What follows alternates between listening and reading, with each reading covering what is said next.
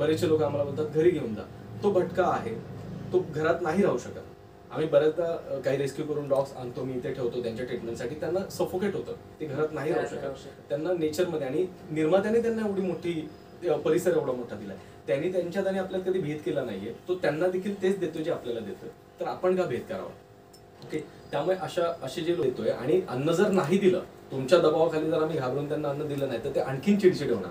आपण बऱ्याचदा अशा घटना बघत असतो, लोक आम्हाला सांगतात की तिथे डॉग अटॅक झाला, तिथे डॉग बाईट झाला, लहान पोरांना मारलं. शेवटी पोट आहे, त्यांना 24 तासातून एकदा त्या श्वानांना मूळ निवासीचा अधिकार आहे. आज मी ह्या घरात राहतोय, कदाचित मी उद्या इथे नसेल, मला मूळ निवासीचा अधिकार नाहीये. ओके, परंतु भटक्या श्वानांना आहे, त्यांना त्यांच्या एरियातून रिलोकेट करणं हा कायद्याने गुन्हा आहे. आणि त्याच्यामध्ये IPC मध्ये देखील तर दुर्दैवाने आमचे वडील PSI असल्या कारणाने त्यांना कोरोनाची लागण झाली होती, आणि त्यांना कोरोनाची लागण झाल्यामुळे आम्हाला देखील नगरपालिकेने आयसोलेट केलं, बदलापूर नगरपालिकेने घर वगैरे बंद करून आम्हाला निघावं लागलं. त्यावेळी एक असा प्रसंग झाला, त्यांना पाळायचो, त्यांच्यासोबत खेळायचो, त्यांना फीड देखील करायचो. म्हणजे लहानपणापासून आम्हाला हे आवडतंय, आणि मुळात लहानपणीच आम्हाला एका व्यक्तीकडून ही प्रेरणा मिळाली, आणि त्या व्यक्तीचं मी आज नाव घेऊ इच्छितो एवढ्या मोठ्या प्लॅटफॉर्मवर, की ओंकार कदम म्हणून आमचे एक मित्र आहेत, ते पेशाने ॲडव्होकेट आहेत, कल्याण कोर्टामध्ये ते आता सध्या कार्यरत आहेत. आणि ती व्यक्ती लहानपणापासून आमच्याकडे यायची, आणि ती व्यक्ती लहानपणापासून मुळात ॲनिमल लव्हर आहे, आणि तिच्यामुळे आम्हाला प्रेरणा मिळाली. देव तारी त्याला कोण मारी, हे तुम्ही ऐकलंच असेल. अनेकदा आपण आपल्या जीवलगांचे प्राण वाचवण्यासाठी खूप खर्च करतो, आतोनात पैसे ओतून त्यांना जीव वाचवण्याचा प्रयत्न करतो, परंतु प्राण्यांसाठी असं कोण करतं का? हो, नक्कीच, प्राण्यांसाठी देखील असं करतात. आज आपल्यासोबत असे एक व्यक्तिमत्व आहेत ज्यांनी आपला स्वखर्च तसेच आपल्या मित्रपरिवाराच्या मदतीने प्राण्यांच्यासाठी, म्हणजेच भटके श्वान आहेत त्यांच्यासाठी पैसे जमवून त्यांचं औषधोपचार केलेले आहेत. असेच एक सदस्य, असे व्यक्तिमत्व आज आपल्या सोबत आहेत, आणि आज आपण त्यांच्याशी संवाद साधणार आहोत. नमस्कार सर, आपल्या चॅनलवरती सहर्ष स्वागत आहे. सर, प्रथमतः आपण आपला परिचय आपल्या प्रेक्षकांना द्यावा. नमस्कार सर, सर्वप्रथम तुम्हाला खूप खूप धन्यवाद की एक असा मोठा प्लॅटफॉर्म आमच्यासाठी तुम्ही अवेलेबल करून दिला. तर सर्वप्रथम मी माझा परिचय देतो. मी आशिष मोहन गस्ते, पेशाने मी इंजिनियर आहे, परंतु मागील काही वर्षांपासून स्पर्धा परीक्षेची तयारी मी करतोय, आणि सोबतच मी अध्यापनाचं पण काम करतोय. अनेक स्पर्धा परीक्षा केंद्रांमध्ये मी विद्यार्थ्यांना अध्यापनाचं काम करतोय, आणि त्यासोबतच मी प्राण्यांची सेवा देखील करतोय. मागील 3 वर्षांपासून आम्ही बदलापूरकर, म्हणजे मी मूळचा बदलापूरचा आहे, बदलापूरकर जे आहेत प्राणीमित्र, आम्ही सर्वांनी एकत्र येऊन मागील 3 वर्षांपासून प्राण्यांची सेवा करण्याचा प्रयत्न राबवलाय, उपक्रम राबवलाय. आणि त्याच माध्यमातून आम्ही एक animal welfare association of Badlapur नावाची एक संस्था सुद्धा स्थापन केलेली आहे. एक 7-8 महिने त्या संस्थेला स्थापन करून झालेले आहेत, आणि या NGOच्या माध्यमातून आणि आम्ही वैयक्तिक स्तरावर जे आमचे प्राणीमित्र आहेत बदलापूरचे, त्याच्या माध्यमातून आम्ही अनेक भटक्या श्वानांना तसेच इतर काही भटके प्राणी आहेत, जसं गायी असतील, इतर काही गुरंढोरं असतील किंवा मांजर वगैरे, यांच्यासाठी आम्ही प्रयत्न करतोय. त्यांचे जे काही हाल होत आहेत रस्त्यावर, किंवा त्यांचे जे काही आजार असतात, किंवा त्यांचा अपघात होतो, अशावेळी त्यांना मदतीला जाण्याचा आम्ही प्रयत्न करतोय. आणि इतर काही NGOज आहेत, आमच्या NGOच्या अपार्ट इतर काही NGO आहेत, त्यांची देखील आम्ही मदत घेतोय. आणि मागील 3 वर्षांपासून आम्ही एकत्र येऊन हा उपक्रम बदलापूरला राबवलेला आहे. सर, तुमच्या मनामध्ये पहिल्यापासून भटक्या श्वानांविषयी किंवा या प्राण्यांविषयी सहानुभूती होती किंवा कुठल्या प्रसंगामुळे ती तुमच्या मनात निर्माण झाली? मुळात लहानपणापासूनच मला त्यांच्याबद्दल प्रेम आहे. आम्ही लहान असताना आमची एक इथे आमच्या बिल्डिंगमध्ये एक कुत्री होती, तिचं नाव आम्ही मोती ठेवलेलं, म्हणजे कुत्रीचं नाव मोती ठेवलं होतं. आणि त्यावेळी तिला पिल्लं वगैरे व्हायचे, तर आम्ही तिचंही संगोपन केलं लहान असताना, आणि तिच्या पिल्लांचं देखील आम्ही खूप काळजी घ्यायचो. आमच्या एरियातील माझ्या जे समवयस्क आहेत, समकालीन जे आहेत, त्यांना सर्वांना ती खूप आवडायची, आणि तिचे पिल्लं देखील आम्ही त्यांना पाळायचो, त्यांच्यासोबत खेळायचो, त्यांना फीड देखील करायचो. म्हणजे लहानपणापासून आम्हाला हे आवडतंय, आणि मुळात लहानपणीच आम्हाला एका व्यक्तीकडून ही प्रेरणा मिळाली, आणि त्या व्यक्तीचं मी आज नाव घेऊ इच्छितो एवढ्या मोठ्या प्लॅटफॉर्मवर, की ओंकार कदम म्हणून आमचे एक मित्र आहेत, ते पेशाने ॲडव्होकेट आहेत, कल्याण कोर्टामध्ये ते आता सध्या कार्यरत आहेत. आणि ती व्यक्ती लहानपणापासून आमच्याकडे यायची, आणि ती व्यक्ती लहानपणापासून मुळात ॲनिमल लव्हर आहे, आणि तिच्यामुळे आम्हाला प्रेरणा मिळाली. तर फीडिंग म्हणजे जे भटक्या कुत्र्यांना जे जेवण घालायचं काम किंवा त्यांचे उपचार, म्हणजे हे फक्त मी माझ्या परिसरापुरतं मर्यादित तुम्हाला सांगितलं. लहानपणी आम्ही आमच्या बिल्डिंगमधल्या कुत्रीसाठी करायचो, पण अपार्ट फ्रॉम माय एरिया, बाहेरच्या जे काही संपूर्ण बदलापूर स्तरावर किंवा अंबरनाथ, मागणी देखील आम्ही काही रेस्क्यूज केलेले आहेत. ते करण्यासाठी एक मला असा इन्सिडेंट झाला, माझ्या आयुष्यामध्ये एक प्रसंग झाला की कोरोनाच्या कालखंडामध्ये घर बसल्या काही कामं नसताना मी फिडिंगला सुरुवात केली होती. फिडिंग म्हणजे मी बिस्किट्स टाकायचो, तेही माझ्या विंडो आहे, विंडोमधून मी काही कुत्र्यांना बिस्किट्स टाकायचो. एक विरंगुळा म्हणून. प्रेम तर आहेच त्यांच्या बाबत, पण असं ठरवून नाही की आता त्यांना फिडिंग करूयात, असं ते यायचे खिडकीजवळ तर मी बिस्किट टाकायचो. आणि त्याच दरम्यान असं झालं की दुर्दैवाने आमचे वडील PSI असल्या कारणाने त्यांना कोरोनाची लागण झाली होती. आणि त्यांना कोरोनाची लागण झाल्यामुळे आम्हाला देखील नगरपालिकेने आयसोलेट केलं, बदलापूर नगरपालिकेने घर वगैरे बंद करून आम्हाला निघावं लागलं. त्यावेळी एक असा प्रसंग झाला, हा योगायोग म्हणा किंवा ह्याला काही दुसरी तुम्ही नावं देऊ शकता.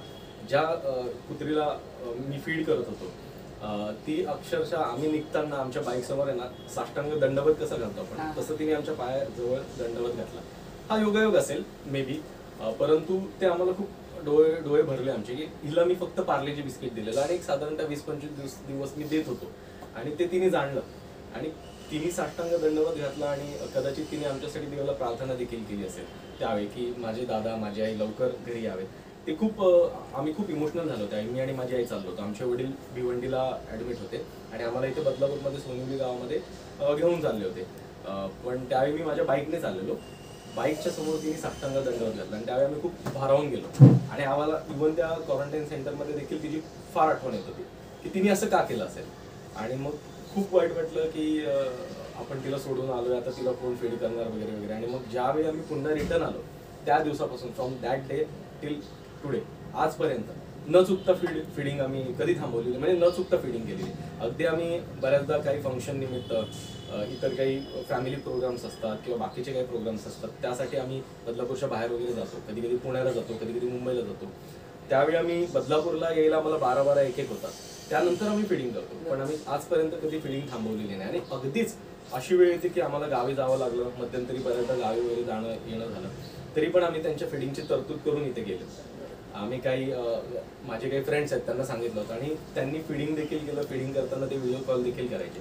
म्हणजे न चुकता आम्ही त्यांचं जेवणाची जी सोय आहे 24 तासातून एकदा, पोट भरून नाही, आमच्या परीने आम्ही जेवढं घालायचं तेवढं घालतो, पण 24 तासातून एकदा साधारणतः आजच्या दिवसात मी 25 ते 30 कुत्र्यांना मी स्वतः त्यांचं घरी आपलं जेवण बनतं आणि त्यांना रोज एक 30 कुत्र्यांना मी न चुकता डेली, कितीही आजारी असो, कितीही हेक्टिक शेड्यूल असो, कारण मी मगाशी सांगितल्याप्रमाणे स्पर्धा परीक्षेची मी तयारी देखील करतोय, स्पर्धा परीक्षेच्या मुलांना मार्गदर्शन देखील करतोय. मार्गदर्शन करणं ही खूप मोठं चॅलेंजिंग असतं, तुम्हालाही माहिती आहे. ते देखील करतोय, स्वतःला वेळ देतोय, फॅमिलीला वेळ देतोय आणि त्यासोबतच इतकं हेक्टिक शेड्यूल असताना 30 कुत्र्यांना फीड करणं. आणि फीडिंग करणं खूप मोठा चॅलेंज असतो, कारण प्रत्येक ग्रुपमध्ये एखादा असा डॉग असतो ज्याला आम्ही अल्फा डॉग म्हणतो. अल्फा डॉग नावाची एक संकल्पना असते, तो लीडर असतो, प्रत्येक ग्रुपचा एक लीडर असतो आणि त्याला हँडल करणं खूप चॅलेंजिंग असतं, कारण तो स्वतःचं खातो आणि इतरांचं देखील खातो. त्यामुळे एकटा व्यक्ती एवढ्या मोठ्या ग्रुपला हँडल करणं फार चॅलेंजिंग असतं. जे फीडर आहेत त्यांना माहिती आहे. तरी देखील न चुकता आजपर्यंत तरी ह्या 3 वर्षात कधी चुकलेलं नाही आमचं, खंड पडू दिला नाही. अखंडित सेवा, फिडिंगची तरी सेवा चालू आहे. अपार्ट फ्रॉम फिडिंग रेस्क्यू करतो आम्ही. कुठे अपघात झाला असेल, कुठे आता एक रिसेंटली डिस्टेंपर नावाची केस होती. डिस्टेंपर नावाचा एक डेडली आजार आहे. डेडली म्हणजे त्याच्यामध्ये मरण्याचे चान्सेस 70 ते 80% असतात आणि मरण्यापूर्वी तो इतर डॉगना पण तो ट्रान्सफर करतो, तो डॉग. ओके, इनफॅक्ट त्याच्यामध्ये स्टेजेस असतात. 3rd स्टेज 4th स्टेजला गेल्यानंतर त्या डॉगला नुसता आम्ही असा स्पर्श जरी केला आणि तो स्पर्श दुसऱ्या डॉगला केला तरी स्पर्शावाटे देखील होतो, इतका तो भयानक आजार असतो. तर असे डिस्टेंपरचे आजार देखील आम्ही बरेच हँडल केले. एक टाइम असा होता, आता रिसेंटली 4-5 महिन्यापूर्वी जवळजवळ 17 डॉग्स होते डिस्टेंपरचे. फिडिंग, अभ्यास, अध्यापन, घरचा वेळ हे करून त्या 17 डॉग्सला डेली 4 वेळा औषध द्यायचे, दिवसाला 4 वेळा औषध द्यायचं. ह्या सगळ्या गोष्टी खूप चॅलेंजिंग असतं, पण त्याला कधीच आजपर्यंत तरी खंड पडू दिलेला नाही. आणि मीच नाही तर आम्ही जवळपास 100 लोक, बदलापूर डॉग लवर्स नावाचा आमचा एक ग्रुप आहे. बदलापूरला 4-5 ग्रुप्स आहेत ॲनिमलशी रिलेटेड. त्यापैकी माझा जो ग्रुप आहे तो बदलापूर डॉग लवर्स म्हणून आहे आणि त्याच्यामध्ये जवळजवळ 100 ॲनिमल लवर आहेत आणि ते आपापल्या परीने, आपापल्या ठिकाणी, आपापल्या परिसरामध्ये कोण 5 कुत्र्यांना जेवण घालतंय तर कोण 50 घालतंय. काही असे आहेत जे 500 कुत्र्यांना देखील जेवण घालतात. ओके, त्यामुळे आजपर्यंत ह्या सेवेला तरी खंड पडलेला नाहीये. सर, NGO स्थापन केल्यापासून असा कुठला प्रसंग आहे का, कुठला श्वान रेस्क्यू करताना तुम्हाला खूप मनाला भावला आहे किंवा असे कुठले प्रसंग जे तुम्हाला अडथळे म्हणून आलेत? एनजीओ स्थापन केल्यापासून किंवा त्याच्याही आधीपासून आम्ही जवळपास डेली बेसिसवर 5 ते 6 केसेस करतोय. आणि कोणतीही केस आमच्यासाठी अगदी ती हृदयाच्या एकदम कोपऱ्यात बसून ठेवलेली असते आम्ही, कारण समोर जो प्राणी आहे मग तो श्वानच नसेल, श्वानच असेल असं नाही, इतरही प्राणी असू शकतात. तर ते आम्हाला भावतं, खूप भावतं, आम्हाला वाईट वाटतं. त्यामुळे असं स्पेसिफिकली मी तुम्हाला अशी केस नाही सांगू शकत की ह्यामुळे आम्ही खूप दुःख झालं किंवा काय. पण आत्ता एक रिसेंटली आम्ही एक केस हँडल केली. माझे मित्र आहेत अभिनव भालेराव, श्रद्धा गायकवाड, ओंकार कदम, बेनी पेलेसेरी आणि अजून काही प्राणीमित्र आहेत.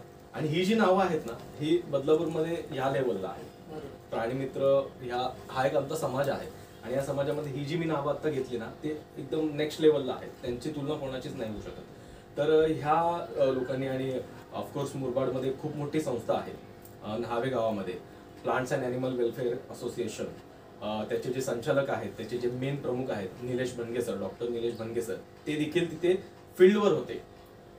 अशी एक केस होती, रात्री 1-2 वाजेपर्यंत एका श्वानाला पकडण्याचा ते प्रयत्न करत होते. मग आता ती घटना काय होती, तर हा जो श्वान आहे, आता आपण पाहिलं काही दिवसांपासून त्यांचा तो एक हंगाम आहे किंवा सीझन आहे, मेटिंग म्हणतो आपण, ज्याच्यामध्ये श्वान मेटिंग करतात. ओके. आणि ह्या मेटिंग सीझनमध्ये असं होतं की बऱ्याचदा एका फिमेल डॉगच्या मागे अनेक मेल डॉग्स लागतात आणि मग त्यांच्यामध्ये झटापट होते. आणि या झटापटीमुळे एका मेल डॉगचं त्याचं गुप्तांग जे आहे तिथे चुकून बाईट झाला एका दुसऱ्या डॉगचा आणि ते ओपन झालं संपूर्ण. आणि तो तसाच फिरत होता रस्त्यावर अनेक दिवसांपासून. आणि अंबरनाथमध्ये एक खूप मोठे ॲनिमल लवर आहेत सुमेश म्हणून. तर त्या सुमेश यांनी तत्काळ ते तिथून चालले होते पलीकडे, बदलापूर वेस्टची ही घटना आहे, तिकडनं ते जात असताना त्यांना तो दिसला आणि त्यांनी तात्काळ त्याचा व्हिडिओ काढून बदलापूरचे जे आमचे ॲनिमल लवर आहेत आम्हाला त्यांनी तात्काळ कळवलं. कारण आमचा एक ॲनिमल लवरचा असा ग्रुप आहे जिथे सर्व शहरातले, सगळे शहरातले, अगदी महाराष्ट्राच्या बाहेरचे देखील तिथे ॲनिमल लवर आहेत. युनायटेड फॉर स्ट्रेज म्हणून हा एक ग्रुप आहे. तर त्यापैकी एक सदस्य आहेत सुमेश म्हणून, त्यांनी आम्हाला बदलापूरच्या रेस्क्यूअरला सांगितलं आणि त्या श्वानाला पकडण्यासाठी, त्याच्याचसाठी पकडत होतो आम्ही, त्याला बरं करण्यासाठी. पण शेवटी तो श्वान आहे, त्याला नव्हतं माहिती की आम्ही त्याला वाचवायला चाललोय. तर आमची जी टीम आहे, मी आता जे नावं सांगितली, ते जे सदस्य होते ते तब्बल 4 दिवस त्याला प्रयत्न करत होते आणि त्याला पकडण्यासाठी रात्री 12 नंतर ते जायचे. मग रात्री 2 वाजायचे, 3 वाजायचे, 4 वाजायचे त्याला पकडण्यासाठी, परंतु तो हातात काही येत नव्हता. पण सुदैवाने 4-5व्या दिवशी त्या प्रयत्नामध्ये यशस्वी पण आपण म्हणू शकतो, पण ते चॅलेंजिंग होतं. तो अगदी गटाराच्या आतमध्ये, चेंबरच्या आत घुसला होता आणि त्यातून त्याला बाहेर काढण्यात आलं आणि सुखरूपपणे त्याची सर्जरी झाली. त्याचं जे काही प्रॉब्लेम होता, त्याचं जे गुप्तांग होतं ते रिमूव्ह करण्यात आलं. रिमूव्ह करणे म्हणजे नसबंदी. आपण नसबंदी हा शब्दप्रयोग बऱ्याचदा ऐकलेला आहे. तर ते काही टेस्टिकल जे असतात मेल डॉग्सचे, ते रिमूव्ह केले जातात आणि तेच बाहेर आलेलं त्याचं. तर ते सुखरूपपणे रिमूव्ह केलं.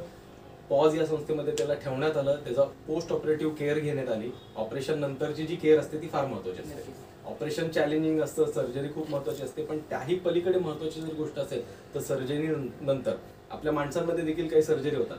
सर्जरी झाल्यानंतर जी प्रिकॉशन घ्यावी लागते ना, ती फार महत्त्वाची असते. आणि त्या प्रिकॉशनसाठी पॉजच्या माध्यमातूनच आम्ही त्यांच्याकडूनच सर्जरी करून घेतली आणि डॉक्टर नितीश पुरो बदलापूरलाच आहेत, त्यांनी ती सर्जरी केली. आणि मग त्याच्यानंतर त्याला 3-4 दिवसांसाठी आम्ही तिथे हलवलं आणि तिथे त्याची छान पद्धतीने केअर घेण्यात आली, काळजी घेण्यात आली. आणि साधारणतः त्याचा पोस्ट ऑपरेटिव्ह केअर कोर्स झाल्यानंतर त्याला त्याच्या एरियामध्ये सोडण्यात आलं. आज आता तो खूप आनंदी आहे. तर त्याचा सोशल मीडियावरती व्हिडिओ देखील आहे, त्याला कसं पकडण्यात आलं, किती प्रयत्न करण्यात आले, 4-4, 5-5 अटेम्प्ट करण्यात आले, त्याच्यानंतर तो पकडण्यात आला, त्याची सर्जरी कशी झाली त्याचा देखील व्हिडिओ आहे आणि त्याला रिलीज करतानाचा देखील व्हिडिओ आहे. अशा पद्धतीने तर हा खूप मोठा एक टास्क होता आमच्यासाठी, तो एकदम भावला आम्हाला. आणि असे बरेचसे केसेस असतात, डेली बेसिसवर 4-5 केसेस तरी असतातच. ओके. आणि अडचणी म्हणाल तुम्ही तर अडचणी फार येतात. आज आपण एका अशा मातीमध्ये जन्मलो आहोत. या मातीचा इतिहास फार मोठा आहे. काही दिवसांपूर्वी मला योग आला होता, काही वर्षांपूर्वी युरोपमध्ये जाण्याचा. ओके. त्या युरोपमध्ये देखील आपल्या महापुरुषांना इतका मान सन्मान आहे ना, अगदी म्हणजे ते आपल्याकडे का पाहतात ना, त्यांच्यामुळे. आम्हाला त्यावेळी ते अनुभवलं आम्ही की अरे हे महाराजांच्या भूमीतले आहेत, हे बाबासाहेबांच्या भूमीतले आहेत, हे अण्णाभाऊ साठेंच्या भूमीतले आहेत. असे तिथे ह्या लोकांचा अभ्यास केला जातो. महाराज हा PhDचा विषय आहे अनेक ठिकाणी, बाबासाहेब हा PhDचा विषय आहे. मी रशियामध्ये होतो आणि तिथे अण्णाभाऊ साठे हा PhDचा विषय आहे. ओके. तर ही जी लोक आहेत ना, ह्यांचा इतिहास आपल्याला माहिती आहे. ह्यांनी प्रत्येक सेकंदाला समाजाचा रोष पत्करलेला आहे. ओके, तत्कालीन इतिहास जर तुम्ही पाहिलात तर ब्रिटिशांचं आर्थिक शोषण तर चालूच होतं आणि त्याच वेळी सामाजिक स्तरावर ह्यांचं देखील शोषण चालू होतं. त्यांना त्रास खूप फेस करावा लागला. तेव्हाच कळलं की सामाजिक सेवा मग ती कुठली असो, प्राणी सेवा देखील सामाजिक सेवा आहे. एखाद्या गरीबाची सेवा करायची ते देखील सामाजिक सेवा आहे. कुठलीही सेवा करताना तुम्हाला अडचणी फेस कराव्याच लागतात. तर आम्हाला देखील भरपूर अडचणी फेस कराव्या लागतात. त्यातल्या त्यात आम्ही भटक्या श्वानांसाठी करतो म्हणून आम्हाला खूप जास्त अडचणी फेस कराव्या लागतात. बऱ्याचदा आम्हाला लोक म्हणतात की इतकंच तुम्हाला प्राण्यांचा पोळका आहे, इतकंच कुत्र्यांचा पोळका आहे, इतकंच जर तुम्हाला त्यांच्याबद्दल प्रेम आहे तर तुमच्या घरी घेऊन जा.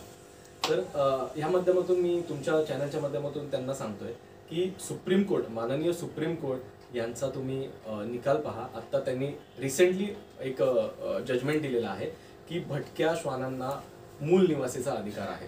आज मी ह्या घरात राहतोय, कदाचित मी उद्या इथे नसेल, मला मूळ निवासीचा अधिकार नाहीये. ओके, परंतु भटक्या श्वानांना आहे. त्यांना त्यांच्या एरियातून रिलोकेट करणं हा कायद्याने गुन्हा आहे आणि त्याच्यामध्ये IPC मध्ये देखील तरतूद, prevention of cruelty to animals act 1960 त्याच्यामध्ये सेक्शन 11 मध्ये पण बऱ्याचशा तरतुदी आहेत. ते आपण सेक्शन्स नंतर डिस्कस करणार. तर प्राण्यांना पण रिलोकेट करू शकत नाही. बरेचसे लोक आम्हाला बोलतात घरी घेऊन जा.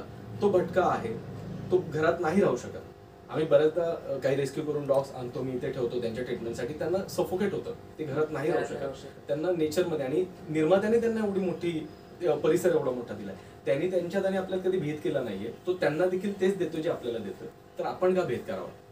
ओके, त्यामुळे असे जे लोक आहेत, अशा विचारसरणीचे जे लोक आहेत, त्यांना मी एकच सांगतोय की माननीय सुप्रीम कोर्टाने, माननीय सर्वोच्च न्यायालयाने हा जजमेंट दिलाय, हा निकाल दिलाय की भटक्या श्वानांना त्यांच्या एरियातून कोणी काढू शकत नाही.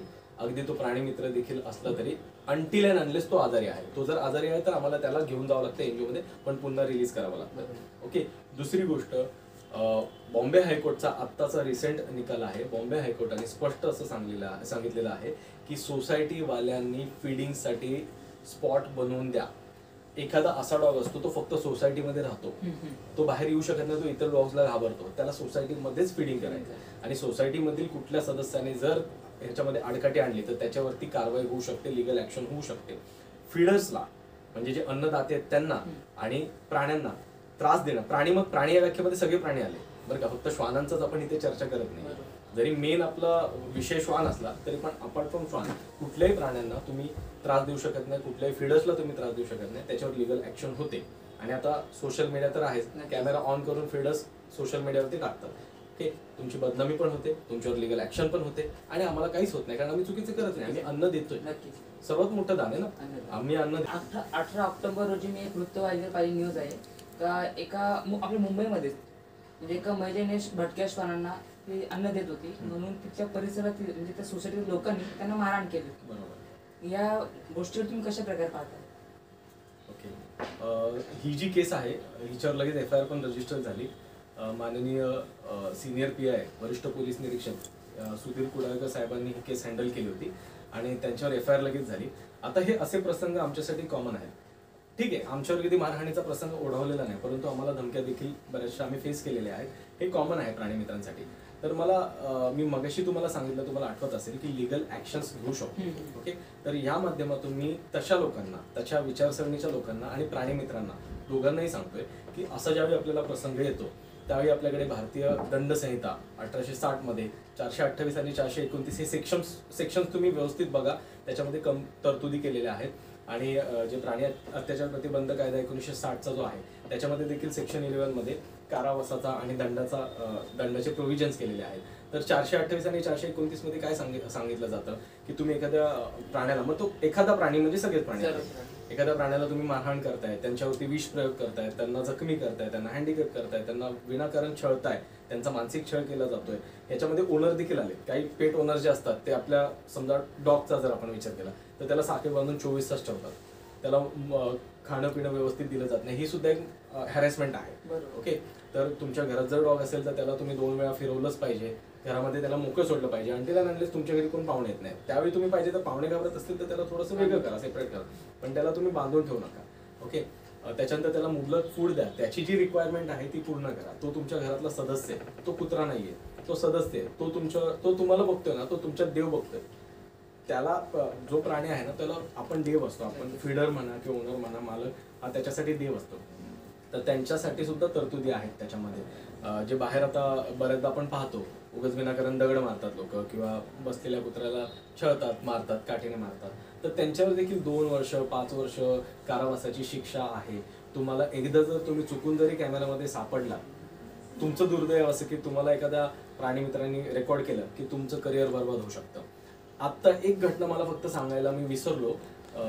मागच्या महिन्यामध्ये बदलापूर वेस्टला, तुम्ही हा व्हिडिओ माझ्या अकाउंटमध्ये पाहू शकता, animal Ashish community dog lover 1109. तर त्याच्यामध्ये एक मुलगा आहे, साधारणतः एक 14-15 वर्षांचा असेल.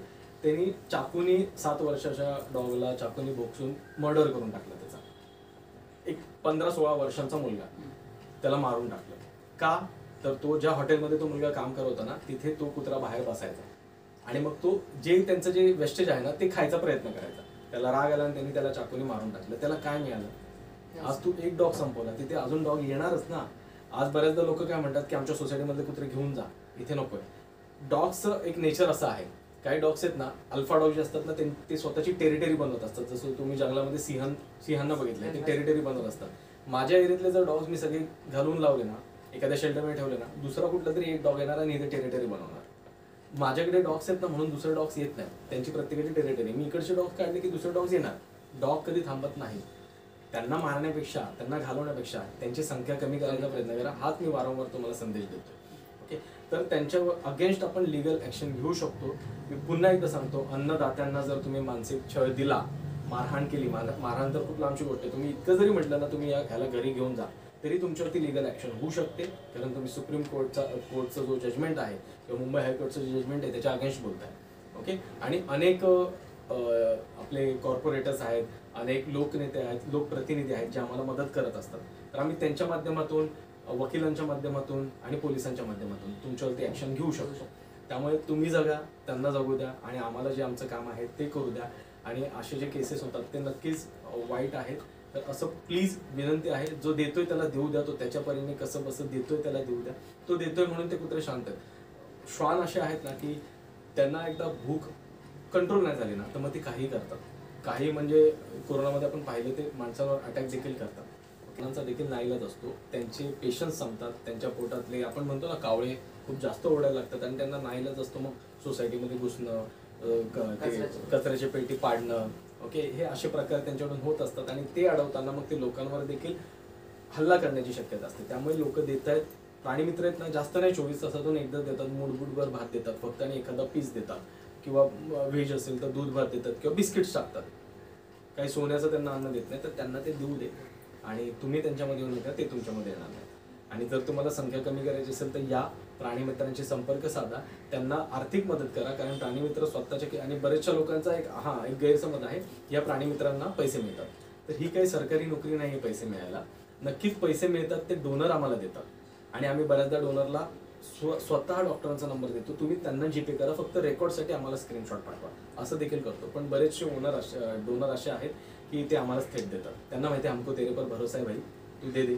मग आम्ही त्यांना डॉक्टरांना देतो आणि त्यांना ट्रान्झॅक्शनची स्क्रीनशॉट पाठवतो आणि ते स्क्रीनशॉट आम्ही आमच्या व्हॉट्सअपच्या स्टेटसवर, इंस्टाग्रामच्या स्टेटसवर त्या व्यक्तीला मेन्शन करून पण टाकतो. म्हणजे समजा आमचे स्टुडंट आहेत जितू सरांनी समजा आम्हाला आर्थिक मदत पुरवली तर त्यांच्या सोशल मीडियावरती त्यांना मेन्शन करायचं, थँक्स जितू सर. आणि व्हॉट्सअपला देखील जितू सरांनी आर्थिक मदत केली त्याबद्दल धन्यवाद. ट्रान्सपरन्सी आम्ही मेंटेन केलेली आहे. ओके, त्यामुळे प्लीज असं काही करू नका, त्यांना त्रास देऊ नका, त्यांना जगू द्या. हाच मी एक संदेश तुम्हाला देणार आहे. आणि मी जे काही तरतुदी तुम्हाला सांगितलं पुन्हा एकदा सांगतो, IPC 428, 429 आणि जो PCA ऍक्ट आहे 1960चा, त्याचं सेक्शन 11 सर्वांनी बघा, सर्वांनी वाचा. आणि सर्वात महत्त्वाचं आर्टिकल 21 भारतीय राज्यघटनेचा सर्वांसाठी आहे. तो सर्वांसाठी, फक्त माणसांसाठीच नाही, सर्वांसाठी आहे. सर, तुम्ही पेशंट इंजिनियर आहात, त्याचबरोबर अध्यापनाचे कार्य करता, मग तुम्हाला NGO साठी वेळ कसा देता तुम्ही? खरं सांगू, मी आत्ताच तुम्हाला सांगितलं की वेळ खरंच मिळत नसतो. कारण अध्यापन हे देखील खूप मोठी सेवा आहे. ओके, मी अकाउंटेबल आहे माझ्या विद्यार्थ्यांना. माझ्या विद्यार्थ्यांनी रात्री मला 2 वाजता जरी डाऊट्स विचारले आणि मी त्यावेळी अवेलेबल असेल तर त्यांचे डाऊट सॉल्व्ह करणं हा माझा धर्म आहे. ओके, त्यामुळे अध्यापन ही खूप मोठी सेवा आहे. ओके, त्यासोबतच माझा अभ्यास देखील आहे, त्यासोबतच माझं कुटुंब देखील आहे. हे सगळं मॅनेज करून खरोखर एनजीओला म्हणा किंवा प्राण्यांना मला वेळ खरोखर देतात. परंतु जे व्रत घेतलेलं आहे ते व्रत पूर्ण करायचा नेहमी प्रयत्न करतो. आणि कसा तरी मला माझं समजा एखादं चांगलं वर्क हे चांगलंच वर्क आहे किंवा त्या प्राण्यांचे आशीर्वाद म्हणा किंवा देवाचे आशीर्वाद मला वेळ मिळतो बऱ्याचदा असं होतं. आणि अजून एक मला सांगायला खूप आनंद होतो की माझा जो बदलापूर डॉग लवर नावाचा ग्रुप आहे त्यामध्ये माझे जेवढे पण ॲनिमल लवर आहेत, प्राणीमित्र म्हणू शकतो आपण, ते खूप समजूतदार आहेत. ते मला नेहमी असं सांगतात की आशिष, तू पहिले तुझ्या अभ्यासावर आणि तुझ्या टार्गेटवर फोकस कर. तू भक्कम होशील तर तू ह्यांना भक्कमपणे सपोर्ट देशील. तुझा पाया भक्कम कर. आज तुझ्याकडे सगळं आहे, तू एका मल्टीनॅशनल कंपनीमध्ये जॉबला होतास, ते सगळं त्यागून तू हे स्वीकारलेलं आहेस. ओके, ते पहिले अचीव कर. ते अचीव केल्यानंतर तू आज 30 कुत्र्यांना फीड करतोय, 30 कुत्र्यांची सेवा करतोय, 30 श्वानांची सेवा करतोय, उद्या 300 श्वानांची करशील, 3000 श्वानांची करशील. तू भक्कम हो, तुझा पाय भक्कम कर, तू अल्टिमेटली त्यांना भक्कम करशील. त्यामुळे माझे जे प्राणी मित्र आहेत ते मला नक्कीच खूप सपोर्ट करतात. अनेकदा रेस्क्यूचे केसेस येतात, परंतु ते म्हणतात की आशिषला नको सांगायला, आशिष आता लेक्चरमध्ये असेल, आशिष आता स्वतःचा अभ्यास करत असेल, आशिष थोडीशी झोप घेत असेल, मे बी त्यांना म्हणजे माझी इतकी काळजी आहे. त्यामुळे मी धन्य आहे की असे मला प्राणी मित्र मला मिळालेले आहेत. आणि ही व्हॉलेंटरी सेवा आहे, ऐच्छिक. ओके, तर ज्यावेळी मी अवेलेबल असतो मी नक्कीच आवर्जून एखादी केस हँडल करायला जातो. मागील 3 महिन्यांपासून टू बी व्हेरी फ्रँक मी खूप कमी केसेस हँडल केले. 3 महिन्यापूर्वी रात्री 3-3, 4-4 वाजता देखील आम्ही काही श्वान जे आहेत ते बदलापूरच्या बाहेर घेऊन गेलेले. रात्री 3-3, 4-4 वाजता जे जखमी आहेत, आजारी आहेत आणि बदलापूरमध्ये त्यांना कुठे सेवा उपलब्ध होऊ शकत नाहीये त्यावेळी, तशा श्वानांना आम्ही बदलापूरच्या बाहेर देखील घेऊन गेलेले. परंतु मागील 3-4 महिन्यांपासून माझे प्राणी मित्र जे आहेत ते मला कम्प्लिटली सपोर्ट करतायत. ते म्हणतात की तू फक्त फिडिंगचं काम कर, तू ज्यांना अन्न घालतोय त्यांचं अन्न मात्र थांबवू नको. आणि नक्कीच मी पण थांबवणार नाही. किती त्रास झाला तरी मी त्यांना, माझी आई, माझे वडील, आम्ही सगळे मिळून त्यांना जेवण पुरवतो आणि नंतरच आम्हाला छान झोप लागते, त्याशिवाय झोप लागत नाही. ओके, जसं मी विद्यार्थ्यांसोबत टाइम स्पेंड करतो, विद्यार्थ्यांना शिकवतो, त्यावेळी मला खूप आनंद होतो. आणि मग मी त्या दिवशी आनंदाने झोपतो की आज मस्त छान लेक्चर झालं, थोडंसं आम्ही जोक्स वगैरे मारत असतो, विद्यार्थ्यांसोबत चांगला टाइम स्पेंड करतो. तसंच यांच्यासोबत देखील जोपर्यंत त्यांच्यासोबत मी टाइम स्पेंड करत नाही, जोपर्यंत त्यांना मी काही खायला घालत नाही आणि ते अंगावर येतात, खेळतात, उड्या मारतात, ते जोपर्यंत मी फील करत नाही तोपर्यंत मला शांतपणे झोप लागत नाही. त्यामुळे फिडिंगचं काम अखंडित चालू असतं. राहिला प्रश्न रेस्क्यू, एनजीओला वेळ देणे, तर माझे जे सदस्य आहेत ते मला कम्प्लिटली सपोर्ट करतात. कारण माझंच नाही, माझ्या कुटुंबाचंच नाही, माझ्या विद्यार्थ्यांचंच नाही, तर माझ्या प्राणीमित्रांचं देखील स्वप्न आहे की जे माझं स्वप्न आहे ते पूर्ण व्हावं. एक मी जे करतोय आता, माझ्या अनेक प्राणीमित्रांना माहिती आहे की मी काय करतोय, ते स्वप्न पूर्ण व्हावं ही त्यांची देखील इच्छा आहे, माझ्या प्राण्यांची देखील इच्छा आहे, माझ्या विद्यार्थ्यांची देखील आहे, कुटुंबाची देखील आहे. त्यामुळे मला माझे प्राणीमित्र सपोर्ट करतात. त्यामुळे बऱ्याचदा रेस्क्यू मी नाही करू शकत. 3-4 महिने झाले मी बरेचसे कमी रेस्क्यू केले, त्यामुळे मी मॅनेज होतो. सरकारने सर या भटक्या प्राण्यांचं रक्षण करण्यासाठी, त्यांना बचाव करण्यासाठी असं कुठली पावलं उचलली पाहिजेत का? किंवा बऱ्याचदा आपण बघतो, आपण श्वान दिसला का बरेचसे लोक हात उचलतात, लाकड उचलतात, त्यांना पळवण्याचा प्रयत्न करतात. यासाठी काय केलं पाहिजे? बघा, ह्या दोन्ही प्रश्नांची उत्तरं स्वतंत्र मला द्यावे लागतील. सर्वप्रथम सरकारची काय जबाबदारी आहे, सरकारची काय रिस्पॉन्सिबिलिटी, यावरती आपण थोडीशी चर्चा करूयात. कसं असतं, हे जे म्युन्सिपालिटीज ज्या असतात, नगरपालिका म्हणा किंवा महानगरपालिका, महानगरपालिका ज्या असतात ना त्यांच्याकडे एक वेटरनरी डिपार्टमेंट असतो, नगरपालिकांकडे नसतो. त्यामुळे आपण बीएनसी बघतो. बीएनसी जर तुम्ही मुंबई इलाख्यामध्ये गेलात, मुंबई परिसरामध्ये, तर तिथे भटके प्राणी खूप कमी दिसतील तुम्हाला. कारण बीएनसी काय करतं, त्यांची महानगरपालिका जी आहे ना त्यांच्याकडे वेटरनरी डिपार्टमेंट आहे, तर त्यांच्याकडे ती सगळी फॅसिलिटी आहे निर्विजीकरण करण्यासाठी. आणि मग ते काय करतात, जिथे एखादा श्वान दिसेल किंवा कॅट दिसेल किंवा भटका कुठला तरी जनावर दिसेल, त्याला उचलतात, त्याला सुरक्षितपणे घेऊन जातात, त्याचं निर्विजीकरण करून आणून सोडतात. म्हणजे हे इनिशिएटिव्ह कोणी घेतलं आहे, एका स्थानिक बॉडीने. जनरली कसं असतं, प्राणी मित्र जनरली मी म्हणतोय का, म्हणजे ह्याच्यावर कोणी दुःख मानून घेऊ नका, मला कोणाला दुखवायचं नाही, पण जनरली सर्वसामान्य घरातली ही मुलं असतात प्राणी मित्र. ओके, जे थोडेसे श्रीमंत असतात किंवा अतिगरीब जे असतात, त्यांना बिचाऱ्यांना स्वतःसाठीच काही नसतं. आणि जे थोडे श्रीमंत असतात काही, तर त्यांना त्यांची एक वेगळी स्टँडर्ड ऑफ लिव्हिंग असते किंवा त्यांचे काही वेगळे टास्क असतात. सर्वसामान्य घरातील हे बहुतांश मंडळी सर्वसामान्य असतात. हे सर्वसामान्य असल्यामुळे त्यांना शक्य नसतं प्रत्येक वेळी प्रत्येक डॉगचं निर्विजीकरण करणं. ओके, एरिया टू एरिया वेगवेगळा रेट असू शकतो निर्विजीकरण करण्याचा. प्रायव्हेटमध्ये आज बदलापूरमध्ये पाहिलं तर 5 ते 6 हजार रुपये एका कुत्र्यामागे जातात, एका श्वानामागे निर्बीजीकरण करायला. तेच एनजीओच्या माध्यमातून करायचं झालं तर एक साधारणतः 2-2.5 हजारामध्ये निर्बीजीकरण होतं. ते देखील सर्वसामान्य प्राणीमित्राला शक्य नसतं, कारण डेली बेसिसवर त्याला अन्नदान करायचंच आहे, डेली बेसिसवर त्याचे काही नीड्स आहेत, बेसिक नीड्स. त्यामुळे जे स्थानिक बॉडी आहे, सरकार म्हणजे गव्हर्नमेंट, स्टेट गव्हर्नमेंट आहे, केंद्र सरकार आहे, तसंच जे स्थानिक लोकल बॉडीज जे आपण म्हणतो त्यांनी इनिशिएटिव्ह घेतलं पाहिजे निर्बीजीकरण करण्यासाठी. आणि बरेचशा महानगरपालिका आहेत ना, इव्हन पुणे महानगरपालिका देखील, तिथे सुद्धा निर्बीजीकरणाचा उपक्रम चांगल्या पद्धतीने राबवला जातो. तर सरकारला माझं असं एक निवेदन आहे, महाराष्ट्र सरकारला म्हणा किंवा केंद्र सरकारला, जसं आपण महानगरपालिकांकडे एक वेटरनरी डिपार्टमेंट दिलेलं आहे ना, तसं ज्या नगरपालिका आहेत, नगर परिषदा आहेत, नगर पंचायती आहेत, त्यांना सुद्धा एक वेटरनरी डिपार्टमेंट द्या. कारण आरोग्य खातं सर्वच म्युन्सिपालिटीमध्ये आहे, पण त्या आरोग्य खात्याकडे तो अनुभव नाहीये. प्राण्यांना कसं कॅच करावं, प्राण्यांसाठी त्यांच्याकडे व्हॅन नाहीये, प्राण्यांचं निर्बीजीकरण कसं करावं. आरोग्य खात्यामध्ये आरोग्याशी निगडीत सगळ्या तरतुदी त्यांच्याकडे असतात, परंतु प्राण्यांशी निगडीत तरतुदी त्यांच्याकडे कमी पडतात.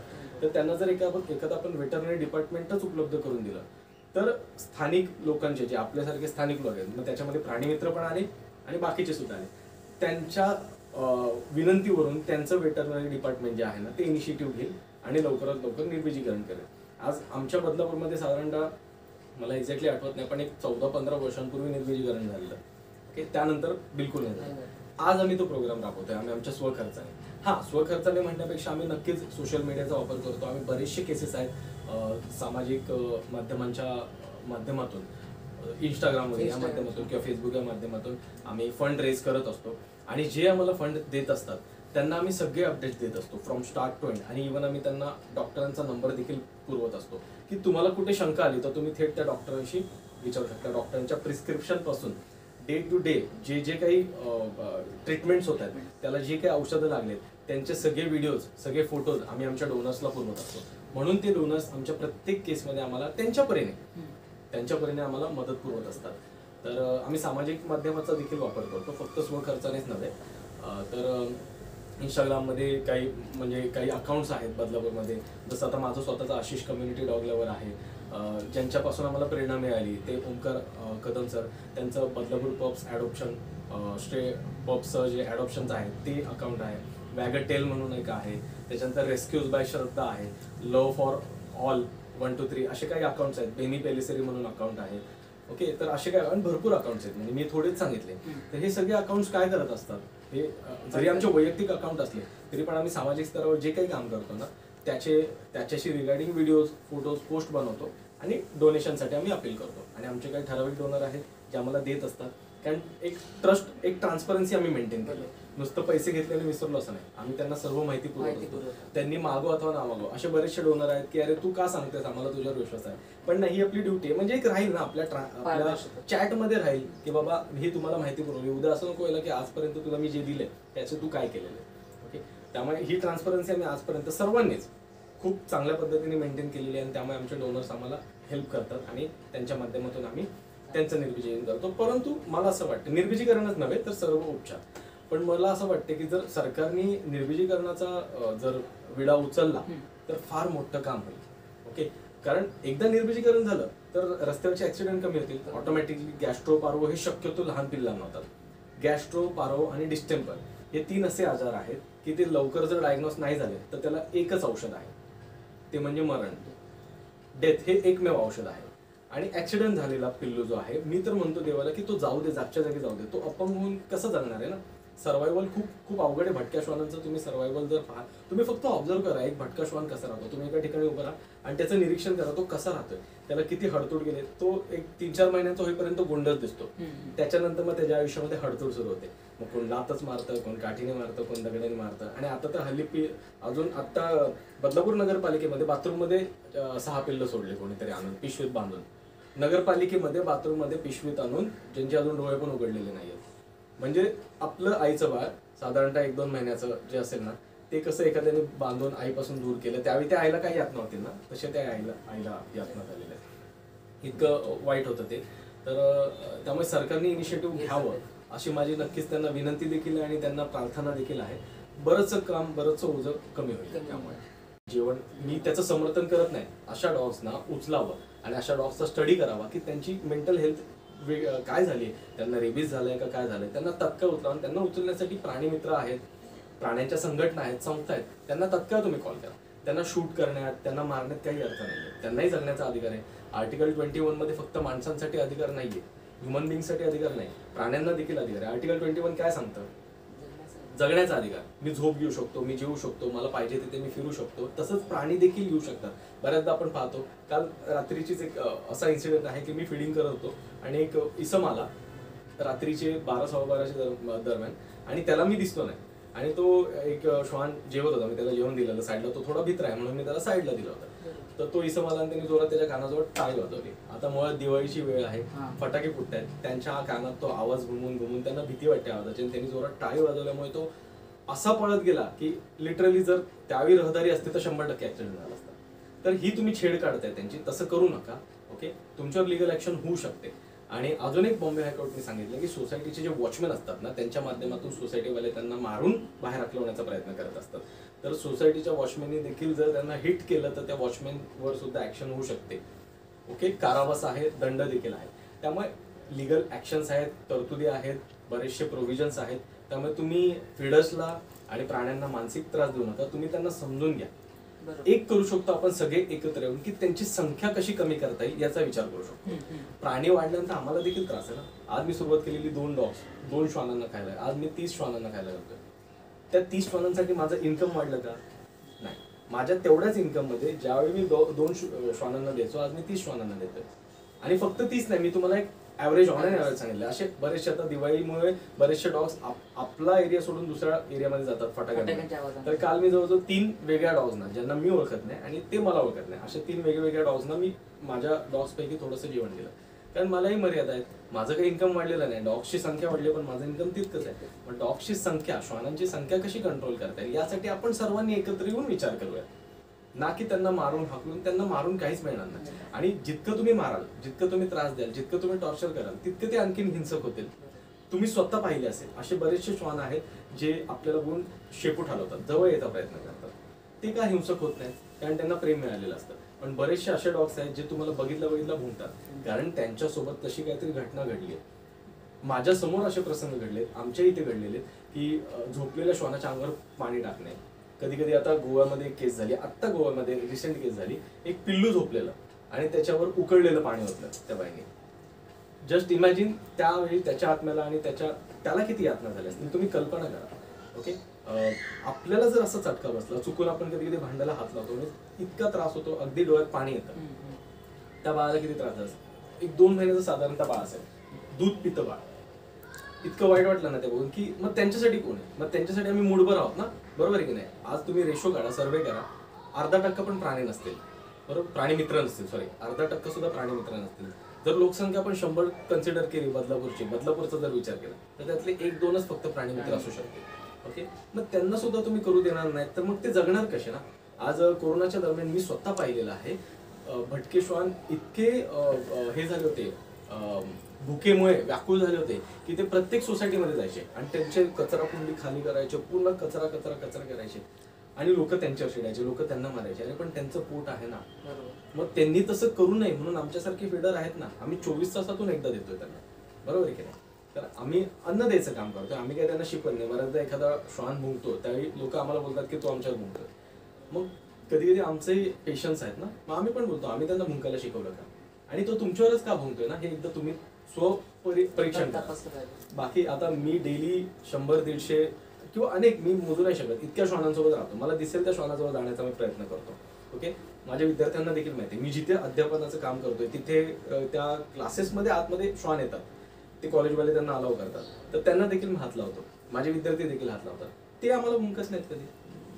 त्यामुळे आपण जसं ट्रीट करू ना तसं मिळतं. म्हणजे थोर महान सायंटिस्ट होऊन गेले, ते काय म्हणाले, to every action there is equal and opposite reaction. Law of motion तिसरा न्यूटनचा, हा लॉ ऑफ मोशन सगळीकडे ऍप्लिकेबल आहे. मी जर तुमच्याशी नीट नाही बोललो तर तुम्ही पण माझ्याशी नीट नाही बोलणार. तसं प्राण्यांसोबत सुद्धा आहे. आपण बोलतो आणि इकडनं किंग कोब्रा जरी गेला तरी तो आपल्याला कधीच त्रास देणार नाही, कधीच देणार नाही. तो त्याच्या वाट्याला निघून जाईल. आणि तुमच्यासोबत देखील आजपर्यंत घडलं असेल नसेल मला माहित नाही, माझ्यासोबत झालं बऱ्याचदा असे स्नेक्स जवळून गेलेले, तर त्यांनी काही केलेलं नाही ना. अनटिल अँड अनलेस मी त्याला डिवसणार नाही. मी जर त्याला डिवसला तर तो 100% स्वतःच्या डिफेन्ससाठी मला बाईट करणार. नक्की. तो त्याचा हक्क आहे, निसर्गाने त्याला दिलाय. त्याला जे सोळे दिलेले आहेत, त्या सोळ्यांमध्ये जे विष भरले ते निसर्गाने दिले, ते आपण नाही दिले. निसर्गाला माहिती की त्याला हात नाहीयेत, पाय नाहीयेत, तो स्वतःचा बचाव फक्त त्यानेच करणार, तो बाईट करणार. तसं डॉग्स आहे, डॉग्सला काय दुसरं. आणि लोक म्हणतात ते भुंकतात. मग मी त्यांना म्हणतो मग कबूतर भुंकणार आहे का, की साप भुंकणार आहे, की पाल भुंकणार आहे? भुंकायचं काम निसर्गाने त्यांना दिलेलं आहे ना, बरोबर नाही? ते भुंकणार. रात्री रडला तर अपशकुन, कोणी सांगितलं? बायबलमध्ये लिहिलंय का, कुराणमध्ये लिहिलंय का, गीतेमध्ये लिहिलंय? कुत्रा रडला की अपशकुन. आणि मग तुम्ही रडता ते, त्याला दुःख झालं असेल तो रडणार. माणूस रडतो ते चांगलं असतं. त्याला कुठला तरी इन्सिडेंट आठवला असेल, त्याला भूक लागली असेल, तो रडत असेल ना, रडू दे त्याला. त्याला रडण्याचा पण अधिकार द्यायचा नाही, त्याला भुंकायचाही अधिकार द्यायचा नाही, झोपायचाही अधिकार द्यायचा नाही, खायला द्यायचं नाही, पाणी पिऊ द्यायचं नाही. मग त्यांनी करायचं आणि जायचं कुठे? बरेचसे शॉपकीपर्स मी बघत असतो, त्यांच्या ठिकाणी सावलीसाठी आले तर ते पाणी फेकून हाकलतात. मग ते सोसायटीमध्ये येतात, सोसायटीवाले हाकलतात. मग ते सार्वजनिक रस्त्यावर राहतात. मग त्यांची पिल्लं तिथे होतात, गाडी त्यांना उडवते, त्या पिल्लांना गॅस्ट्रो होतो, पार्वो होतो, डिस्टेंपर होतो. जायचं कुठे त्याने? मग त्यासाठी आपण एक करू शकतो की त्यांची संख्या तरी ऍटलीस्ट आटोक्यात आणण्याचा प्रयत्न करू शकतो. त्यासाठी आपण सगळे एकत्र येऊ ना, सर्वसामान्य जनता, प्राणी मित्र, सगळे एकत्र येऊ. तुम्ही त्यांच्याकडे बघण्याचा दृष्टिकोन चेंज करा. आणि खरोखर आहे, श्वान हा एक खूप वेगळा प्राणी आहे. खरंच आम्ही त्यांच्यासाठी करतोय म्हणून आम्ही त्यांच्याबद्दल गुणगान गातोय असं नाहीये. तुम्ही पण एकदा खरंच त्यांचा स्टडी करा. हा जो प्राणी आहे ना, हा लाखो वर्षांपूर्वी, तुम्हालाही माहिती आहे सर्वांना, हा वाईल्ड ॲनिमल होता. हा काही डोमेस्टिक ॲनिमल नाहीये, हा स्थानिक प्राणी नाहीये. ओके, हा वाईल्ड आहे, हा जंगलातला आहे. आपल्या पूर्वजांनी त्यांना माणसाळलं, त्यांना टेम केलं. आता तुम्ही माझी बर्ड बघितली, ती पण वाईल्ड आहे. तिचे पूर्वज जे आहेत, ती ज्यांची वंशज आहेत ते वाईल्ड आहेत, पण ती माणसाळलेली आहे ना. तसं हा जो आहे ना, हा माणसाळलेला प्राणी आहे. हा पूर्वी वाईल्ड होता. मग माणसाळलेला जरी असलं तरी त्याच्या जेनेटिक्समध्ये त्यांचे जीन्स अजून देखील आहेत. मग त्यांचे जे जेनेटिक्स आहेत ना, जेनेटिक्स म्हणजे काय? अननोन व्यक्ती दिसला तर थोडंसं ते सिक्युरिटीसाठी, आपल्या सेफ्टीसाठी, आपल्या डिफेन्ससाठी भुंकणं हे त्यांच्या जीन्समध्ये आहे. एखाद्या गोष्टीला चेस करणं. मला सांगा, तुम्ही आता नॅशनल जिओग्राफी बघता, बरेचसे ॲनिमल्सचे तुम्ही शोज बघत असाल. वाईल्ड ॲनिमल्स चेस करतात, त्यांना चेसिंग करणं हे जास्त सोयीस्कर वाटतं. समोरून अटॅक नाही करत, ते मागून अटॅक करतात, चेस करतात, बरोबर आहे? डॉग सुद्धा चेस करायचं काम करतात. जर तुमच्या मागे डॉग लागलाय तर तुम्ही थांबा आणि त्याच्या डोळ्यात डोळे घाला, किंवा थांबा, फक्त डोळ्यात डोळे घालून थांबा, तो थांबणार. चेसिंग करणं हे त्यांच्या जीन्समध्ये, त्यांना कोणी शिकवलेलं नाही, कुठल्या प्राणी मित्रांनी. गाडी दिसली की पण.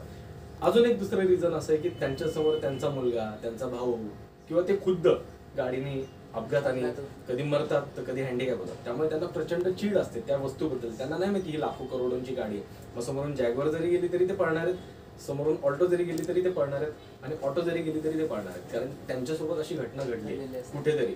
त्यांचा पिल्लूची आता अजून एक रिसेंट नॉर्थ इंडियामध्ये घटना घडलेली की एका आईचं पिल्लू चिरडलं गेलं. ओके, ती कोणाला मदत नाही मागू शकली, तिचं बाळ पडलंय तिथे. तिला 2च पिल्लं होते, बाकीचे पिल्लं मे बी मेले असतील. ओके, ते एका CCTV फुटेज लीक झालाय त्याचा. एका 4 व्हीलरने पर्पजली त्याच्यावरून गाडी घातली, ते जागीच मेलं. मग ते मेल्यानंतर त्याची आई त्याच्या बॉडीजवळ येऊन रडते, आणि ते दुसरं जे बाळ आहे, त्याचं जे सिबलिंग, त्याचा भाऊ किंवा बहीण जे काय असेल ते पण त्याच्या बॉडीसोबत त्याला उठवायचा प्रयत्न करते काय. आणि एक साधारणतः अर्ध्या 1 तासाच्या गॅपने दुसरी एक गाडी येते आणि ते दुसऱ्या बाळाला पण चिरडते. त्या बाळाला लवकर तिकडनं जाता येतं म्हणून तेही चिरडलं जातं, आणि आई समोर 2 लेकरं तिचे एक अर्ध्या पाऊण तासाच्या गॅपनी 2ही लेकरं मरतात. आज माझ्या आईसमोर मला असं काय झालं तर, किंवा आपल्या मुलांना असं काय झालं तर, आपल्या समोर त्यांचा जीव जातो आणि पर्पजली घालवलं जातं, त्यावेळी आपल्याला काय त्रास होतो? त्यांना कोण नाही, त्यांना भाऊ नाही, त्यांना बहीण नाही, ते एकटे जगतात. आपल्याला नाती प्राण्यांमध्ये हे ॲनिमल किंगडम असो किंवा कुठलाही किंगडम असो, अपार्ट फ्रॉम आपण ह्युमन बिंग, यांच्यामध्ये एक गोष्ट बघा, तुम्ही नेहमी ऑब्झर्व करा. अडल्ट झाले ना की ते एकमेकांसोबत नातं तोडतात. आता माझ्या बाहेर इथे का ना चिमण्यांचं घरट आहे, तिथे नेहमी ते चिमण्यांचे पिल्लं अंडे वगैरे घालतात, चिमण्यांची पिल्लं होतात, माझ्या घरात येतात ते पिल्लं. तर मी त्यांना परत त्या घरट्यामध्ये सोडतो. ठराविक काळाने काय होतं, त्यांचे आईवडील त्यांना सोडून जातात, त्यांना स्वतःला उडायला सांगतात. हे ॲनिमल किंगडममध्ये आहे. तसं कुत्र्यांचं सुद्धा आहे, श्वानांचं आहे. त्यांच्या आई वडिलांसोबत ते नातं सोडतात, पण ते आपल्यासोबत कधी वफादारी तोडत नाही. एकदा त्यांना तुम्ही बिस्किट घाला, ते तुमच्यासाठी जीव पण द्यायला तयार आहेत आणि कोणाचा तरी जीव घ्यायला देखील तयार आहे. बरोबर. ओके, तर त्यामुळे तुम्ही म्हणजे हे जे आम्ही अडचणी फेस करतो, मी तुम्हाला खूप किरकोळ सांगितलं, अशा बऱ्याचशा घटना आमच्यासोबत झालेल्या आहेत. तर मला एवढंच फक्त संदेश द्यायचा आहे की तुम्ही नका असं करू. त्यांना पण जगू द्या, जगण्याचा अधिकार आहे, जगा आणि जगू द्या. ओके, वर्धमान महावीर बोलून गेलेले जगा आणि जगू द्या. त्यांनी संदेश दिलाय. आपण पाहतोय अहिंसा, अहिंसा हे तत्व जगाला सर्वप्रथम कोणी दिलं? गौतम बुद्धांनी दिलं. अहिंसेचा अर्थच तो आहे. हिंसा करणे म्हणजे काय? हिंसा करणे म्हणजे फक्त चाकू तलवारी घेणं, दगड मारणं हेच नव्हे. एखाद्याला मानसिक त्रास देणं ही सुद्धा एक हिंसाच आहे ना. मग तुम्ही डॉग सोबत तेच करताय किंवा कुठल्याही प्राण्यांसोबत तेच करताय. डॉग्सच नाही, ज्या ठिकाणी आता मी एका ठिकाणी क्लासेसला जातो तिथे मांजरींची संख्या फार जास्त आहे आणि त्या मांजरींना लोक इतके त्रास देतात, मांजरी एवढ्या आणि त्यांच्या हातात बांबू एवढे मोठे आणि अक्षरशः ते हिट करतात. तिथे डॉग्सची संख्या फक्त 3 डॉग्स आहेत, 3 श्वान आहेत तिथे, पण तिथे मांजरी खूप आहेत आणि त्या लोकांना मांजरींचा फार त्रास होतो. मग मी त्यांना म्हटलं की तुम्ही मारून तो त्रास थांबणार आहे का? त्यापेक्षा ना तुम्ही काय करा, जवळचे जे NGOs आहेत त्यांना संपर्क साधा आणि त्यांच्या नसबंदीचा प्रोग्राम राबवा. ओके, आज माझ्या सोसायटीमध्ये 20 घर आहेत, 18 घर आहेत. प्रत्येक घराने मला 50-50 रुपये जरी दिले तरी मी एका डॉगचं सहज निर्बीजीकरण करतो. मुळात मी तर माझ्या स्वखर्चानेच निर्बीजीकरण केलंय. रिसेंटली ह्या कात्रप परिसरामध्ये, आम्ही कात्रपला राहतो, तिथे आम्ही 45 कुत्रींचं निर्बीजीकरण केले, 45 कुत्रींचं स्वखर्चाने. त्यामुळे सर्वांनी एकत्र येऊन काम केलं पाहिजे, असं माझं एक संदेश आहे सर्वांना. तर मित्रांनो, जगण्याचा अधिकार सर्वांना आहे, माणसाला आहे, त्याचबरोबर प्राण्यांना देखील आहे. तर मित्रांनो, सरांनी सांगितल्याप्रमाणे आपण ऐकलं की अशा प्रकारचे कलम आहेत. जर आपण अशा प्रकारे प्राण्यांना हिंसा केली किंवा त्यांना त्रास दिला तर आपल्याला देखील कारवाई होऊ शकते. तर मित्रांनो, माझा तुम्हाला एक सांगणं आहे की मी तुम्हाला जे डिस्क्रिप्शनमध्ये इन्स्टा ID देतोय, जे नंबर देतोय, त्यावरती तुम्ही तुमची आर्थिक मदत करू शकता आणि या कार्याला हातभार लावू शकता. तर नक्कीच तुम्ही आर्थिक मदत करा. धन्यवाद सर, आपण आपला अमूल्य वेळ आम्हाला दिला. तर आपल्या प्रेक्षकांना जाता तर काय सांगू इच्छिता?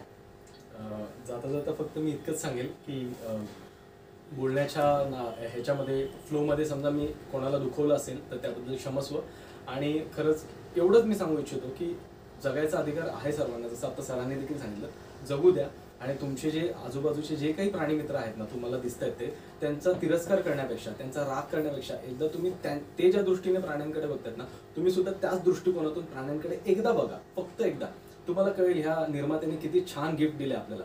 निर्मात्याने आपल्याला एकट्याला सोडलेलं नाही या जगामध्ये. फक्त माणूस प्राणी असतं तर विचार करा कसं भक्कात दिसलं असतं हे जग. ओके, जर आज तुम्ही माझ्या मागे बघतायत मासे किंवा काही आता बर्ड्स माझ्याकडे आहेत, तर हे आपल्याला छान वाटतात. किंवा ब्रीड डॉग्स आपण बोलू शकतो, ही एक संकल्पना आहे. Breed dogs, golden retriever, labrador, German shepherd, rottweiler, हे छान वाटतात आपल्याला, पण ते नाही छान वाटत आहे. तर असं तुमचा दृष्टिकोन बदला. ओके, बरेचदा एकच जाता सांगतो की बरेचदा जे पेट ओनर सुद्धा आहेत ना, त्यांच्याकडे ब्रीड डॉग्स असतात ना, ते काय करतात, त्यांच्या डॉगला फिरवताना, त्यांच्या श्वानांना फिरवताना भटक्या श्वानांना मुद्दाम त्रास देतात. मी स्वतः हे जवळून पाहिले की ज्यांच्याकडे हिंसक श्वान असतात. हिंसक मी यासाठी म्हणतोय कारण तसं त्यांचं नेचर मानवाने केलेलं आहे. ओके, जे रॉटव्हिलर, पिटबुल आहेत ना, हे मानव निर्मित आहेत. ओके, ह्यांना पिटबुलला तर जवळजवळ 4 हिंसक कुत्र्यांचं मिश्रण मिक्स करून त्या पिटबुलला बनवलं. बाय डिफॉल्ट तो नॅचरली, तुम्ही माझ्या मागे फायटर बघत असाल, हे खूप ॲग्रेसिव्ह असतात. ओके, ह्यांना माणसाने तेवढं ॲग्रेसिव्ह केलं, म्हणजे थायलंडमध्ये, इंडोनेशियामध्ये, बऱ्याचशा ठिकाणी, बऱ्याचशा पट्ट्यांमध्ये यांची फाईट केली जाते. जसं आपल्याकडे बैलांची फाईट असते. तुम्ही फायटर कोंबडा बघितला असेल बऱ्याच लोकांनी. फायटर कोंबडा इतका ॲग्रेसिव्ह असतो की तुम्ही त्याच्याजवळ जाऊ शकत नाही, तो फाडून टाकेल, तो कुत्र्याला पण फाडून टाकेल. तसं ह्याचं नेचर, ह्या नेचरला आपण रिस्पॉन्सिबल आहेत माणसं. ओके, तसं तुम्ही पिटबुल किंवा रॉटव्हिलर जे आहेत ना, ते खूप हिंसक कुत्रे आहेत.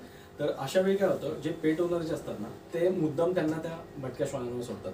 अरे तो बिचारा अन्न करून बिचारा तळमळून रस्त्यावरती झोपलाय, त्याला पाणी नाही, त्याला झोपायला जागा नाहीये, त्याला जेवण नाही, आणि तुम्ही त्याच्यावरती रॉटव्हिलर सारखा, पिटबुल सारखा श्वान सोडताय. आणि ज्यावेळी तो प्रतिकार करायचा प्रयत्न करतो तुम्ही त्यालाच मारताय.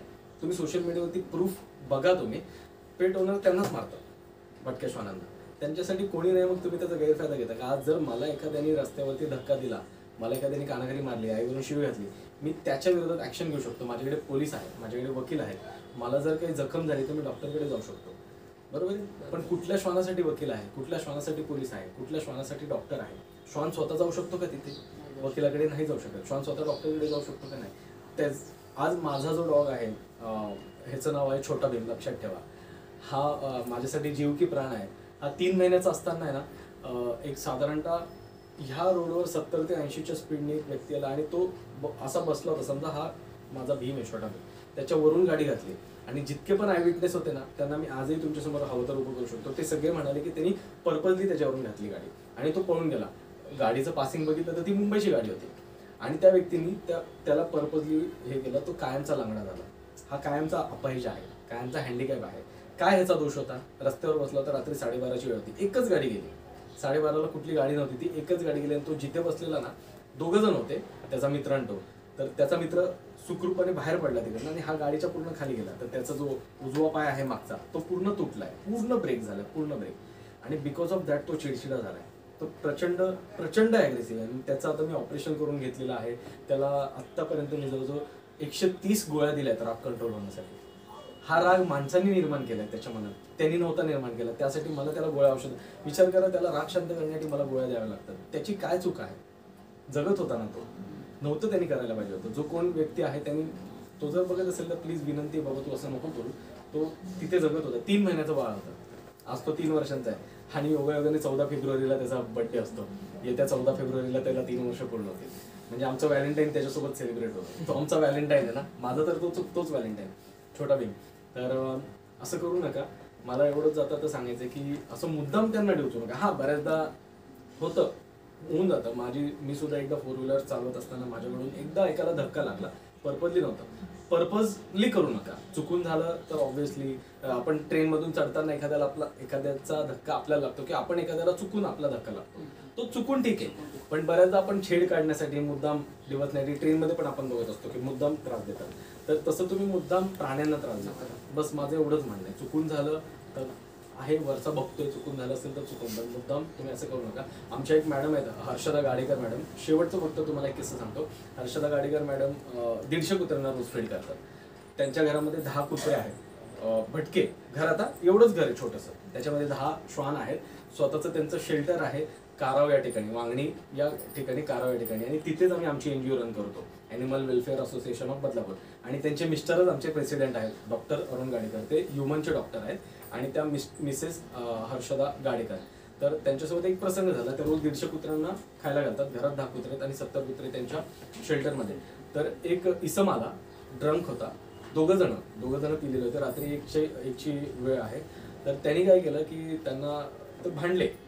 मग त्या म्हणाले की नाही, मी तर फीड करणार, तुम्हाला काय करायचं ते करा, माझा तो धर्म मी करणार. असं 2-3 वेळा त्यांच्यासोबत झालं. 3ऱ्या का 4थ्या दिवशी त्या व्यक्तीने सरळ त्यांना मारहाण केली, एका स्त्रीला, दोघांनी पण. आणि त्यांचं जेवढं पण जेवण होतं ना ते सगळं रस्त्यावर फेकलं आणि त्या कुत्र्यांनाही मारलं. आणि दुर्दैव त्या माणसाचं असं ते सगळं CCTV मध्ये कॅप्चर झालं. तर ती व्हिडिओ सुद्धा आपल्याकडे अवेलेबल आहे. ती व्हिडिओ सुद्धा मी तुम्हाला दाखवू शकतो. तर अशा पद्धतीने हॅरेसमेंट होते. तर हर्षदा गाडेकर मॅडम ह्या आता वयस्क आहेत, ओके. आणि त्यांच्यावर 2 इसमांनी हल्ला केला. का तर ते रात्री 1 वाजता फीड करत होते. असं पण नाही की तुमच्या रहदारीच्या वेळी, तुमच्या दैनंदिन रुटीनच्या वेळी आम्ही येऊन फीड करतोय. सगळे फीडर्स हे रात्री फीडिंग करतात. आमच्याकडे आता एक बदलापूर वेस्टला राणे म्हणून 2 भगिनी आहेत. त्या रात्री 2ला फिडिंग सुरू करतात. त्या पहाटे 5 वाजेपर्यंत फिडिंग करतात. सांगा त्यावेळी कोणाला काय त्रास आहे? जेव्हा जग झोपतं त्यावेळी ते त्यांचं काम करतात. तर मग तुम्ही असं नका करू. तर आता एवढंच सांगेल की प्लीज त्यांना त्यांचं काम करू दे, त्यांना त्यांचं जीवन जगू दे, तुम्ही तुमचं जीवन जगा. आणि तुम्हाला मदत करता आली तर आर्थिक मदत म्हणा किंवा अन्नाच्या माध्यमातून पेडिग्री पुरवा. किंवा तुम्हाला वाटत असेल की चल महिन्याभरात तुझा चिकनचा खर्च किती होतो, 1000 रुपये होतो, चल मी तुला ते देतो, डायरेक्ट चिकनवाल्याला द्या. किंवा समजा काही डॉग्स असे आता ते व्हेजच खातात योगायोगाने, असे पण काही डॉग्स आहेत. तर व्हेजिटेरियन त्यांना काय फूड असतात ते डॉगचे, ते फूड तुम्ही प्रोव्हाइड करा, कशी तरी मदत करा. पण नसेल करायची त्यांना काही करू, पण त्रास देऊ नका. बस एवढंच मी सांगू इच्छितो. धन्यवाद सर, खूप माहितीपूर्ण आणि एकदम मला देखील अशा गोष्टी माहिती नव्हत्या, अशा तुम्ही सांगितल्या त्याबद्दल खूप खूप धन्यवाद. धन्यवाद.